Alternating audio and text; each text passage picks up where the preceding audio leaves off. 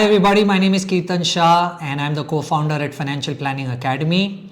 At Financial Planning Academy, we coach global students to clear international certification exams like the CFP, CFA, ACCA UK, CMA US and the CPA US.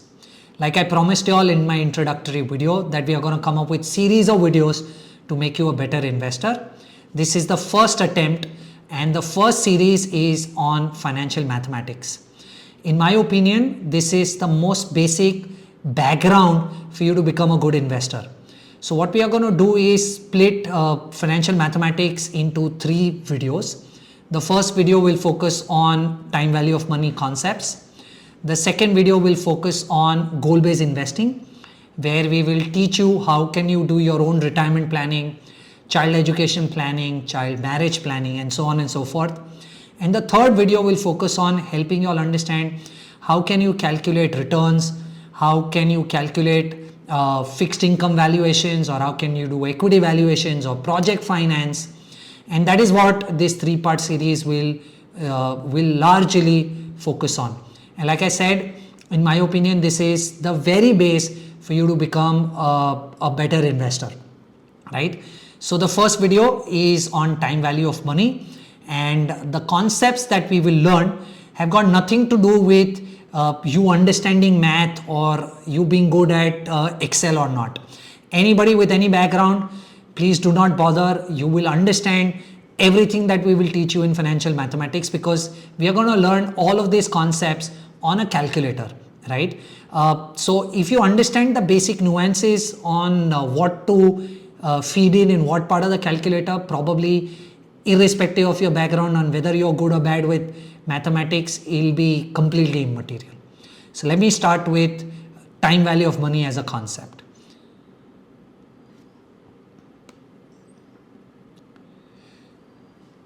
First, let me explain to you what is time value of money. So when I use the term time value of money, like the name suggests, it is the value of money at different points in time. Right? Which also means that the value of money does not stay constant. It will keep changing. So let's say if you have 1 rupee today, it probably will increase in the future and become 1.5, or the value of this 1 will become 0.5 in the future. But the value of 1 will not stay 1 in the future, is what it is trying to say. Time value of money. The value of money keeps changing with time. Right? So let's say if you have 1 rupee today, why will it become 1.5 in the future? It will become 1.5 in the future because you will invest. So if you invest, the value of money is expected to grow over a period of time. Now you will say, why will the value of money decrease in the future? Let's say if you have a rupee today and you don't invest, then because of inflation, the value of 1 rupee will reduce in the future. What do I mean by that? Let's say if you have a rupee today and you are able to buy an eclair with that 1 rupee today, and you don't invest this, and let's say 3 years later, you will realize that the value of 1 eclair from 1 rupee has become 1.2 rupees, which means the 1 rupee that you had, which you've not invested, is now not going to be able to buy the eclair. And hence I am saying that if you don't invest this 1 rupee, the value of this 1 rupee will fall because inflation will eat into it. Time value of money means that the value of money is not going to stay constant over a period of time. It will either increase or decrease. Time value of money as a concept will help you understand, mathematically answer how much will this become in the future if it increases or falls. So it's a series of calculations for you to understand what can the value of money be in the future using this basic mathematics. For us to understand time value of money, we have to understand a couple of very basic data points, right? So we will understand something called as first present value. Now what is present value? Present value in simple language means lump sum amount of money today, right? So let me give you a couple of examples so that you understand what am I trying to say.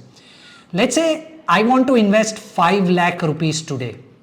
Because this 5 lakh rupees is lump sum, right, together, and that 5 lakh rupees I want to invest today, right, it is lump sum also and it is today also, you will call 5 lakh rupees as the present value. Let's say I go to the bank and I take a loan of 1 crore rupee from the bank today. Now look, this 1 crore rupee is also lump sum and it is, and I'm going to receive that 1 crore rupee today, and hence this is also termed as present value. But look, one is investment and one I'm taking as loan.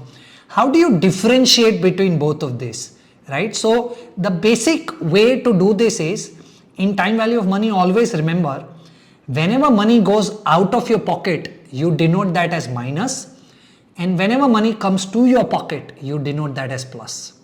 So if I'm going to invest 5 lakh rupees, it is going to go out of my pocket. So you denote that as minus 5 lakh present value. And when I'm taking a loan, that money is going to come into my pocket, right? And hence I will denote that as plus 1 crore. But both at the end of the day are present value because they are lump sum, and I'm going to receive that in today's form, right? Now that's the concept of present value. Now let me give you an example to take this slightly forward. So let's say I am investing 5 lakh rupees today. I am denoting that as minus, and 5 lakh is the present value. I am investing this 5 lakh rupees today with an expectation that I will receive something more in the future, right? So let's say I am going to receive 10 lakh rupees in the future. Now this 10 lakh is also lump sum, right? And this 10 lakh I am going to receive in the future, and hence this lump sum money that I am going to receive in the future, I will term that as future value, right? Because I am going to receive this lump sum amount of money in the future, right? And in the future, you are typically always going to receive this money. So your future value is most probably always going to be a positive value, right? So I'm saying I'm investing 5 lakh rupees today, present value. I'm going to receive 10 lakhs in the future, future value. But there are two more elements to this that we have to understand. First is, my 5 lakh will become 10 lakhs only if it is growing at a certain rate, right? So let's say that rate is 10%. So this 10% will be termed as a return or rate, right? Now in the calculator that I will show you while we are using, it will be termed as rate. So we'll use this nomenclature, which is the rate. So we are saying present value is 5 lakhs, future value is 10 lakhs, and the rate at which my money is growing is 10%, right? Now look, this 10% or rate can be anything. Over here we are talking about investment, and hence we are talking about returns. Now this can be inflation also, right? So even if in future when I am trying to explain to you the various concepts, let's say if we are talking about inflation, that will also be termed as rate on the calculator. Anything which is going to be in a percentage form, you will term that as rate. So I'm saying I invested 5 lakh rupees. I invested that at 10%, and it grew to 10 lakhs, which is the future value. But it would have taken some time for this 5 lakh to become 10 lakh, right?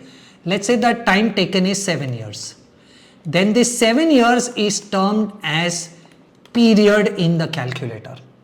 So to sum it up, I'm saying I'm investing 5 lakh rupees today. It is minus 5 lakhs because it is going out of my pocket. I will term that as the present value. I am investing this money at 10%. So that becomes the rate. I'm investing it for 7 years. So that becomes the period. And I'm going to receive 10 lakh rupees in the future. And you are going to call that as the future value. So we've learned 4 concepts: present value, rate, period, and lump sum. Of course, there are 3-4 more concepts, but now that we've learned these 4, let's try and use them on a calculator to try and understand how this basic mathematics is done. So let's say I am trying to figure that if I invest 10 lakh rupees today, right, and I expect that, let's say my investment will give me 12% return, and I'm willing to invest up to 10 years. I want to understand how much will I receive at the end of the 10th year if I'm investing 10 lakhs at 12% for 10 years. Now that you've learned this concept, you already know this is the present value. you know this is the rate, and you know this is the period for which we are investing. What we have to find is how much will I receive in the future, right? Now, how do you do this? Very simple. Like I said, I don't want to teach you any formula, nor am I going to make it complex for you to learn Excel and all. I will take you to a very simple calculator where you can do all of these things without any hassle, right? So go on to Google, search for this calculator called FN calculator, right? So you type fncalculator.com, you will land up on such a page. The first thing that we are trying to learn is the TVM calculator, so click on TVM calculator. Now please also know that you can download a app of the same calculator on your phone and can do all of these things. Because I am recording my screen, I am showing this to you on the web, but you have an app that you can download. Now look, what we were trying to do, we can do this on the calculator without any formulas or using the Excel.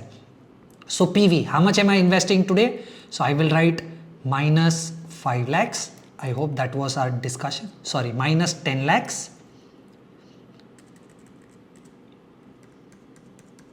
That is what I was investing. I'm investing this at 12% if I'm not wrong. Yes. Now I don't need to write percentage because the formula already is in percentage. So I just write 12. How long am I investing? For 10 years. So I put the period as 10 years. Now please always understand, in the field of investing, your compounding is always annually unless the product very specifically mentions that it offers a monthly compounding or a quarterly compounding rate. So our compounding typically is always going to be annual. So I have put the data that I am expected to. 10 lakhs is what I am investing today. I am investing at 12% for 10 years. Now I want to know how much will this money become in the future, right? So what I do is I just calculate on FE. When I calculate on FE, I get my answer. If I invest 10 lakh rupees for 12% for 10 years, at maturity, I will receive 31 lakh 5,000 rupees, right? So my future value is going to be 31 lakh 5,000 rupees. It is as simple as that. No Excel, no mathematics required. Let's do a reverse calculation. Let's say you are 30 years old. You want to retire at 60 with a corpus of 5 crore. Okay? And you think your investment can make you 12% returns. Now you want to understand that if I want 5 crore rupees when I retire at 60 and I can generate 12% return, how much do I need to invest today as lump sum? Again, you know the data, right? In the future, you want 5 crore. Now this is plus because you want that money in the future. You know your period is 30 years, from 30 age to 60 age. So you know your period is 30. You know your rate is 12%. Now you want to find the present value, the amount of money that you want to invest today so that you get 5 crore rupees when you retire at 60. Again, the same thing. Go to the Excel. Okay, just resets, all the data goes. Now how much do I want in the future? I want 5 crore. 1, 2, 3, 4, 5, 6, 7. What is the annual rate? 12%. How many years do I have? I have 30 years. I will make my compounding annually. What do I need to find? The present value. So I click on PV. When I click on PV, I get my answer. And the answer is 16 lakh 68,000. 16 lakh 68,000. Now you will see it will show you in minus the answer because it is telling you that you will have to remove that money out of your pocket to get 5 crore. Which means if you invest 16 lakh 68,000 rupees today and it earns you 12% for 30 years, then you will retire at or with a corpus of 5 crore. As simple as that. Let's do a couple of more examples, right? Let's say you have 5 lakh rupees today to invest. You have 5 lakh rupees today to invest. And somebody comes and tells you invest in this LIC policy, right? Now, very smartly, what these insurance companies do is they don't tell you the rate of return. All they tell you is invest 5 lakh rupees today, and after 20 years, I will give you 15 lakhs.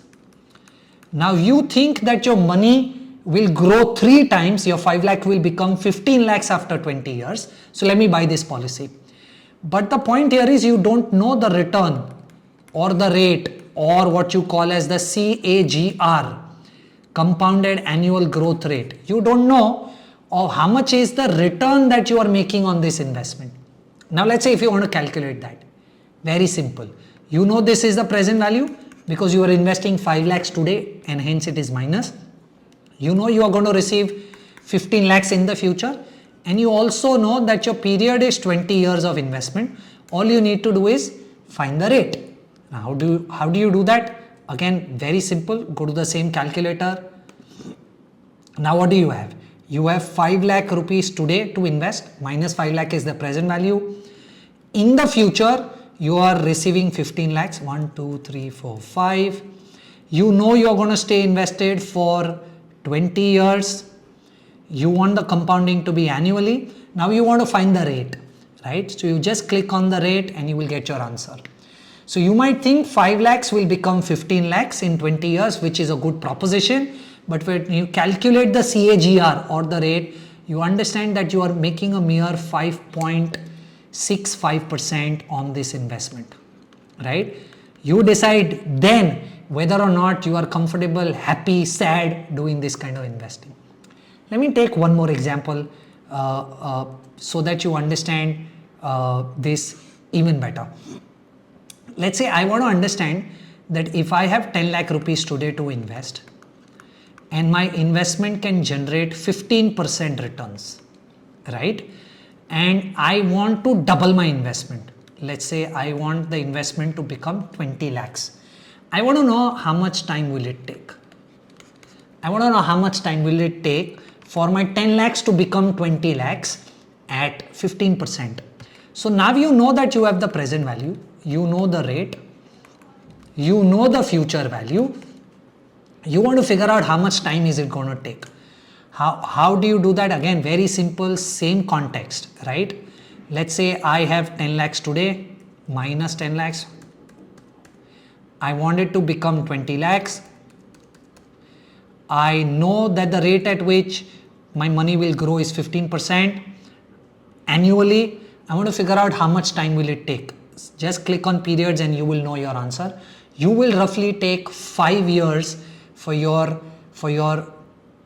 10 lakhs to become 20 lakhs at 15% growth, right? It is as simple as that. You've not used any financial formulas. You've not used an Excel. You can do most of these investing calculations using this very basic data point that I showed you. Now you would see that there are a couple of things that we've not done so far. So we've not done what is payment, right? And we've not done what is this mode. Now what is payment? Let me try and help you understand. Now in the world of investing, right, you don't only do lump sum investing, right? You don't only do 5 lakhs. You might want to do an SIP, right? Where you might want to invest 5,000 rupees every month, or 10,000 rupees every quarter, or 50,000 rupees every year, right? Now, if that is the kind of investing that you would want to do, then there has to be a separate data point, which is the payment. So what is payment?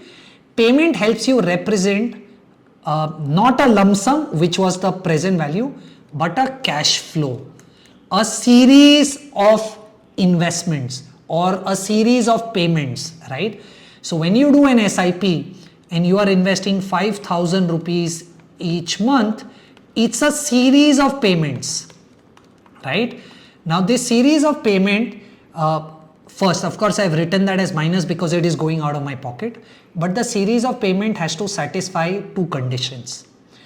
First condition is that the amount has to be constant, which here is 5,000, and then the period has to be constant. What I mean is that this 5,000 has to go on a constant period, right? Every month, first month, second month, third month, fourth month. If you come across any such cash flow where the value is constant and it goes in the same frequency every month, every quarter, every semi-annual, you call that cash flow as the payment, right? So if I want to do a 5,000 rupee SIP, I will call that 5,000 rupee SIP a payment because it's the same amount going every month. My EMIs are payments, right? Because it's the same amount going same frequency every month. Annuity, when I retire and every month I receive the same amount of money from my insurance policy, right? Or pension from my employer. That is payment because it's the same amount I am receiving at the same frequency.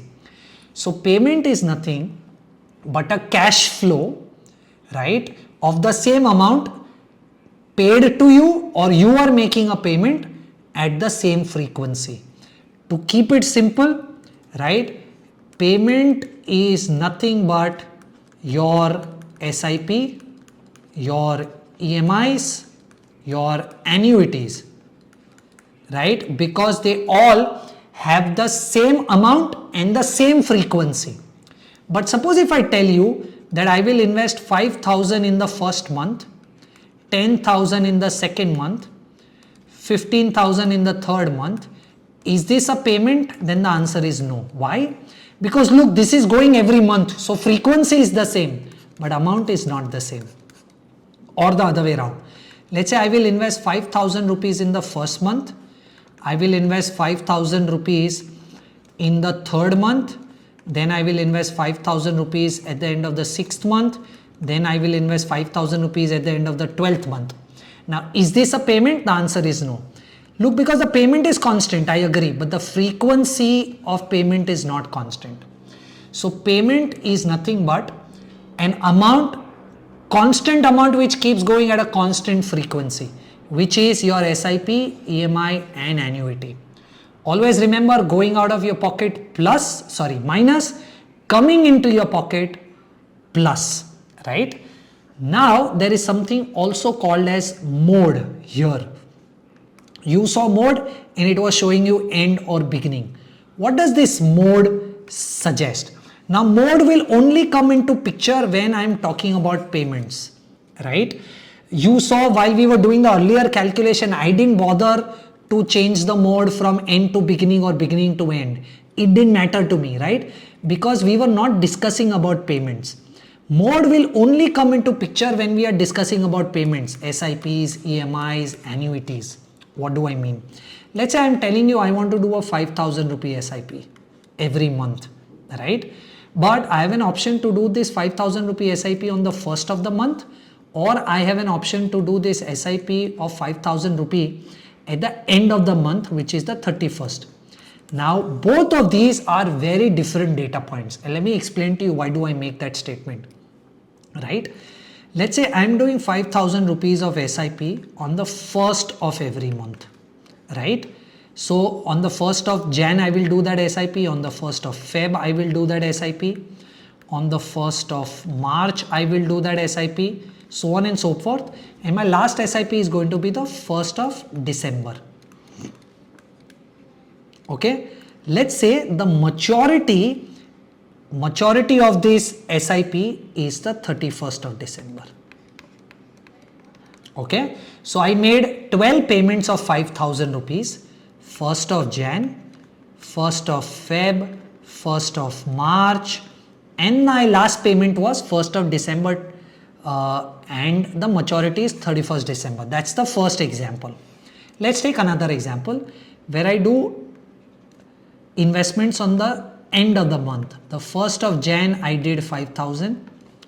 I did on the 20th of Feb 5,000. Okay, I did on the 31st of March 5,000. Okay, I kept doing it. My last payment was 31st of December 5,000. Okay, and the maturity is 31st of December. Look, now theoretically you might feel this is the same. Why? Because you are doing 5,000 of payments 12 times. Your maturity is 31st of December in both cases, and let's say both cases you are making 12% returns, right? But your future value, what you will receive at maturity, is not going to be the same. Why? Because look at it this way. The first Jan of payment that you made of 5,000 rupees, the first payment that you made on the 1st of Jan will have full 12 months to grow, right? The second payment that you made had full 11 months to grow. The last payment that you made had 1 month to grow. Now look at this. When you invest on the 31st of Jan, you ideally don't have 12 months like the case here. You only have 11 months to grow your money. And your last payment does not really have any time. It just has 1 day versus 1 month here. So both of these cash flows may look theoretically similar to you because they are 5,000 rupees into 12 times and the same return of 12%. But what you make at the end or at maturity is very different, right? Now try and understand. So when I tell you I want to do a 5,000 rupee of SIP, right? You will say PMT minus 5,000, right? But suppose if I tell you that this is happening at the beginning of the month and this 5,000 rupee of SIP is happening at the end of the month, then how will the calculator understand where to take what kind of data points? All you have to do is just change the mode from beginning to end. So when you keep the mode as beginning, the calculator will understand that whatever you've put in the payment minus 5,000, that's happening at the beginning of the month, right? And whenever you put that as end, the calculator will understand that this payment of SIP is happening at the end of the month, right? And that is the use of mode when you are talking about payments. Let's try and do a couple of examples so that you'll understand what am I trying to tell you. So let's say you are 30 years old, you want to retire at 60, and so you've decided that first, let's do every year first. So you've decided that every year you will invest 3 lakh rupees. Now you're going to invest every year 3 lakh rupees, and you think the product that you're going to invest in is going to make you 12%. Now you want to know that when you will retire at 60, how much money will you be able to accumulate? Now look, you have a couple of data points. You have payment given to you, which is minus 3 lakh, minus because it is going out of your pocket, right? You have rate given to you, which is 12%, right? And you also have the period, which is 30. What do you want to know? How much will I receive in the future if I'm doing a 3 lakh rupee investment every year? How do you do that? Very simple. Go to the same calculator, right? We are saying presently, do I have any money to put as lump sum? No, in this example. So I'll keep present value blank. What is my payment? Minus 3 lakhs.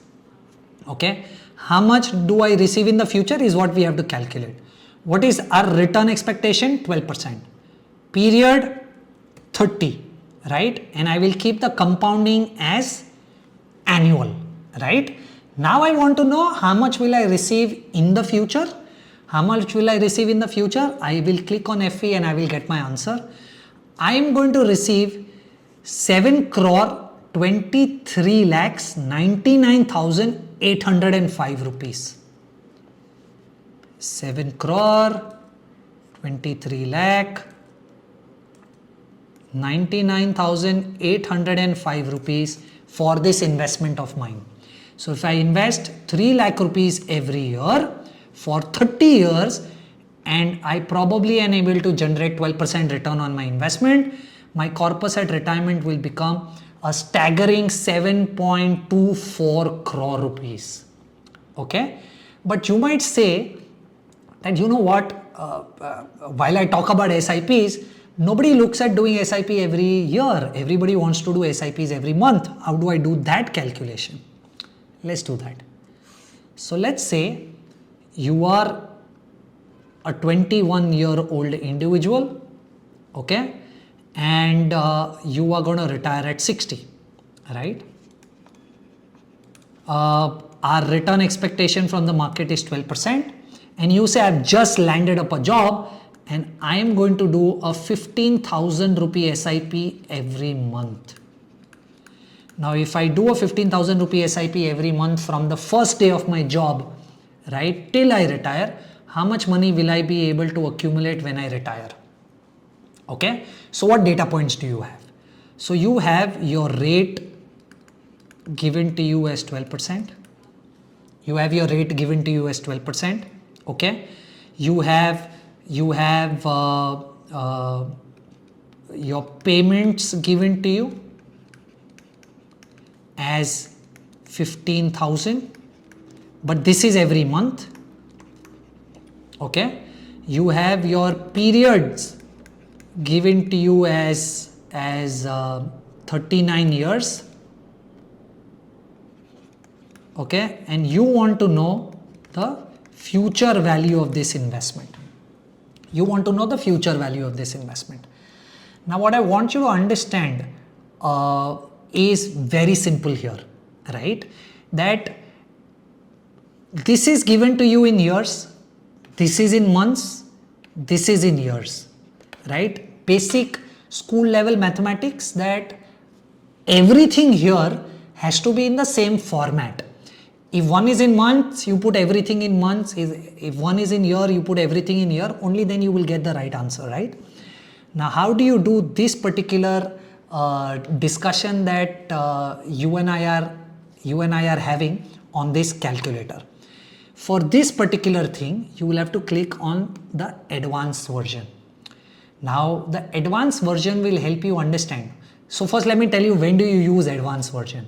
You will always use advanced version when your payments are in months, are in quarters, are in semi-annuals, right? And are not in years. If they are in years, you do it in the last basic calculator that I showed you. But when they are in months, you would typically want to come to advanced calculator, right? So we'll take mode at the last, but let's input all the data that we have first. Do we have a lump sum payment today that you want to do? No, you've just got a job, you don't have anything lump sum to invest. So keep that blank. Payment. How much money are you willing to invest every month? So I'm saying you are willing to invest 15,000 rupees every month. Okay. What you are expecting is in the future, so we'll leave it blank. What's your rate? Right? Your rate is 12% annually. Now look, you can change this, right? But we want to keep it simple. Our rate is 12% annually in terms of expectation. What is our period, right? When I say period, I am talking about 39 years here, right? So 39 years into 12. We are talking about 39 years into 12. We are talking about 468 months, right? So in the periods, you will write 468 months. Now look, you cannot write 39 and change this to annual. I'll tell you why. Because the calculator will understand that you are investing 15,000 rupees for 39 years, right? But you have to tell the calculator that you are investing 15,000 rupees for 468 months, right? So always remember, the reason we came to the advanced calculator is that because this was in months, and I wanted to tell the calculator that I am investing 15,000 rupees for 468 months, right? Your compounding is annually. Now we put all the data. 15,000 rupees I'm going to invest every month. I'm going to invest for 468 months at 12%. Tell me how much will I receive at maturity. When you click the FE, you will be surprised with the data. With 15,000 rupees a month, you will be able to accumulate 12 crore 97 lakhs. 12 crore 97 lakhs 55,000 rupees. So 15,000 rupees of investment when you get your first job every month till you retire, you will be able to accumulate a 12.97 crore worth of corpus, and that is huge. Let's do one more example just to make sure that you've understood what I'm trying to tell you. Let's say you are 30 years old, 60 years you are going to retire, okay? You think 15% is what you'll be able to generate on your investment, and let's say you are doing a 50,000 rupee of SIP every quarter. I'm just introducing this quarter so that you understand how to use the calculator more effectively, right? Now we have all the data, right? Let's try and figure out how much will we get at maturity, right?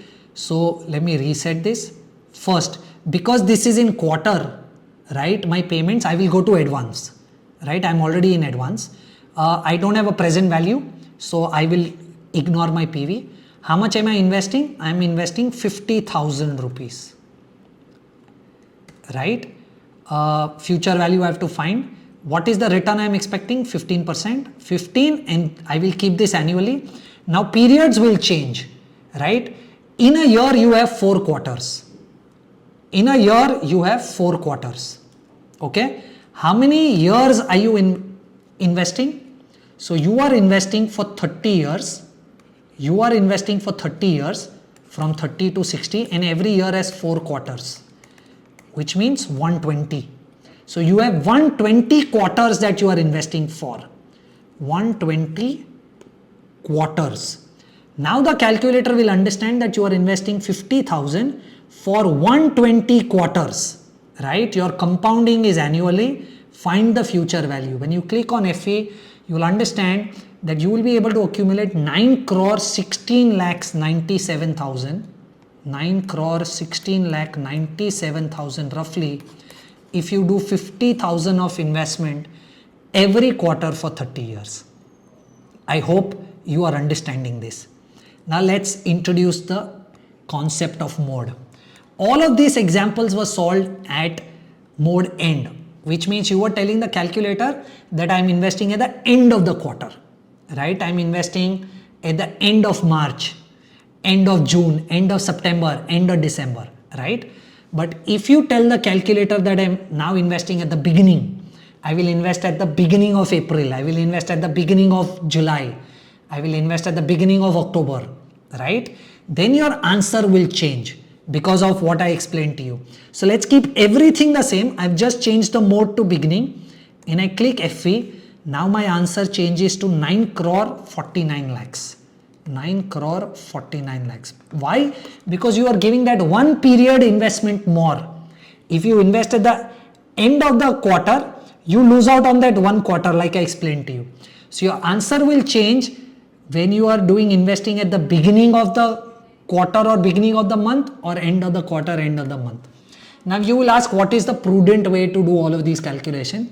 In my opinion, you should always do calculations at the beginning, right? Is because while you are trying to invest, you want to first make sure that when you got your salary at the 1st of Jan, first invest and whatever is remaining is what you spend. So investing is always done at the beginning. So always remember, even in your exams like your CFP and CFA where this is taught to you, right? Investing is always considered to be done at the beginning. Okay, let's do one more example before we wrap up this video. Suppose if I tell you that I am 35 years old and I am supposed to retire at 60. At 60, I want 10 crore rupees for retirement. So at 60, I want 10 crore rupees is what I have decided. Okay. And I know that the kind of investing that I do, I can very easily make 14-15% returns. I want to know what should be the monthly SIP I should do so that from 35 to 60, if I keep accumulating that monthly SIP, I should get 10 crore rupees when I retire, right? So what are the data points that you have? So you have your rate as 14%, right? You have your period, which is 25 years into 12, right? Is because I want to know every month, right? Your period has to match your payments, right? So because my payments are expected to happen every month, my periods also should be in months. So 300 months. Okay, and I want a corpus of 10 crore. So what I want to really understand is how much should I invest every month, what should be my payment, right? So very quickly, let me reset. I'm going to keep this as beginning because I told you investment should always happen at the beginning, right? Present value, I don't have anything lump sum to invest. Payments is what I have to find. Now in the future, I want 10 crore. 1, 2, 3, 4, 5, 6, 7. My rate is 14% annually. Periods, 300 months. My compounding is annually, and I will click on payment. Now I understand that if I do a 42,650 rupees of SIP, 42,650 rupees of SIP every month, right? From 35 to 60, I'll be able to accumulate a corpus of 10 crore rupees at the time of maturity if I am able to generate 14% on my return, 14% return on my investment. Now this is the most basic concept of time value of money that you all have to understand for you all to be able to do even complex calculations like your fixed income valuation. This is exactly the concept that is used in fixed income valuations as well, right? I am hoping that you've understood the basic concepts of time value of money. You've understood how can you calculate your present value of investment required, SIP requirement, how can you calculate if you invest in X amount of money, how much will you make in the future, and all of that, right? So let me end this video here and hoping you would have understood the basic concepts of time value of money. Like I said, in the next video, we will go slightly more advanced and I will tell you how, with the help of the same mathematics that we've learned right now, we can do your retirement planning, we can do your child education planning, we can do child marriage planning, so on and so forth. Of course, all of these videos are made to make you a better investor, but if you ever need any professional help, you all also know I am a founder of Credence Wealth Advisors. I will leave you my email ID below, and also my personal social media handles are there below. You all can anytime reach out to us and I'll be more than happy to help you all. Thank you so much for watching this video, and I will see you in the second video where we will do goal-based investing. Thank you so much.